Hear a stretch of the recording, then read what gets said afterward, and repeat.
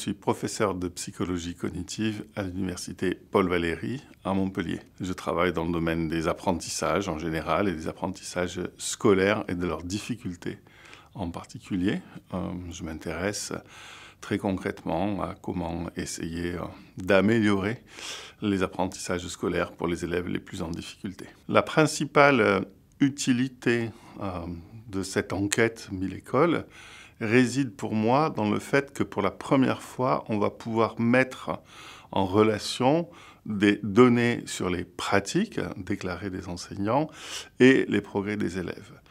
Mon plus grand espoir dans les résultats de cette enquête, ça va être de montrer non pas des effets moyens qui sont globalement pas très intéressants, mais de montrer plutôt comment telle pratique, dans tel contexte, pour tel et tel type d'enseignants, par exemple enseignants novices ou enseignants expérimentés, enseignants en éducation prioritaire ou enseignants en contexte privilégié, comment des pratiques différentes, dans des contextes différents, dans des conditions différentes, produisent des résultats différents. Et on a grandement besoin de ce type de résultats. Une des expérimentations qu'on a le plus répliquées dans le monde, c'est l'hypothèse du problème résolu. Ça consiste à proposer aux élèves, au lieu de résoudre un problème, d'étudier un problème résolu, ou deux ou trois, et de ne résoudre par eux-mêmes un problème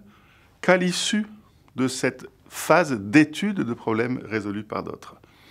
Ceci a montré une grande efficacité. Des centaines de publications sur le sujet ont montré à quel point, notamment pour les élèves les plus en difficulté, étudier des problèmes résolus est plus efficace que de rentrer directement dans des tâches de résolution de problèmes. Mais nous n'avons aucune idée à l'heure actuelle si l'étude de problèmes résolus est une pratique répandue en classe. Une des grandes limites des études précédentes sur l'efficacité de telle ou telle méthode d'enseignement, de telle ou telle pratique pédagogique, c'est que généralement on teste une pratique contre le reste et on mesure l'effet moyen de cette pratique contre tout ce qui n'est pas cette pratique. En faisant ça, on loupe deux choses.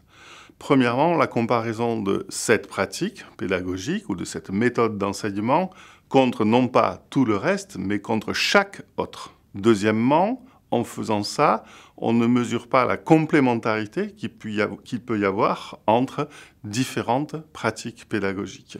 On va ainsi opposer l'enseignement explicite avec d'autres façons d'enseigner, sans se poser la question de à quel point ces différentes façons d'enseigner, dans certains contextes, dans certaines situations, peuvent être complémentaires.